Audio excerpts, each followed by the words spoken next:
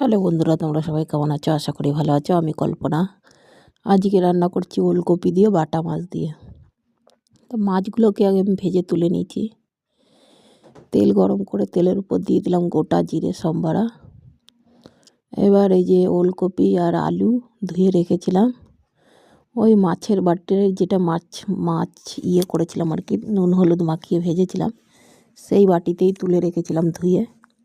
ওলকপি আর তিনটে আলু দিয়েছি, মিডিয়ামের সাইজের আলু, 3টে আলু দিয়েছি আর ওলকপি আর 4-5টা কাঁচা লঙ্কায় ঝাল বেশি তাই 5টা দিয়ে দিয়েছি। এতেই ঝাল বেশি হয়ে যাবে কিনা সেটাই ভাবছি। যাই হোক, আমার সিম্পল রান্না, আমি সিম্পলভাবেই রাঁধি, কেননা মশলা খেলেই পেট খারাপ করে, ফ্যাটি লিভার আছে, তার জন্য ডাক্তারের বারণ আছে। এবার সিম্পল রান্না হলেও আমি রান্নার স্বাদটা কী করে আনতে হবে সেই ম্যাজিকটা আমি শিখে গেছি এবার। তো কালকে একটু মাছের ঝোল দিয়ে ভাত খেয়েছিলাম, গ্যাস হয়ে গেছে। মাছের ঝোলে দিয়েছিলাম সর্ষে পোস্ত করেছিলাম, সর্ষে পোস্ত দিয়ে করেছিলাম, সেটা খেয়েছি, গ্যাস হয়ে গেছে।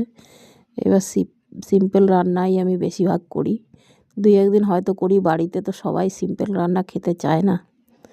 মাছগুলোকে দেখো আমি ভেজে তুলে নিয়েছি। এবার নুন হলুদ দিয়ে দিলাম, গোটা জিরে সম্বারা দিয়ে ভালো করে একটু কষিয়ে নিয়ে জল ঢেলে দিলাম মাপ মতন, যেটুকু আমি ঝোল রাখবো আর কি। খুব একটা ঝোল রাখবো না, কেন আমার বাড়ির সদস্য 3জন আমরা, আর তার সাথে মা আছে, মা একটু সব তরকারি নিয়ে যায়। তা পরিমাণ মতন জল দিয়ে নেড়ে চেড়ে ঢেকে দেবো এটাকে। মানে আমি যেটুকু জল লাগবে, খুব মাখাও রাখবো না, আর খুব ঝোলও করব না। ঢেকে দেবো।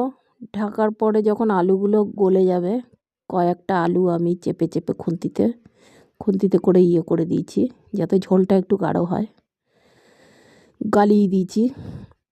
এবার ভাজা মাছগুলো ঢেলে দিলাম। ভাজা মাছগুলো ঢেলে খানিকক্ষণ আর একটু রান্না করে নেব।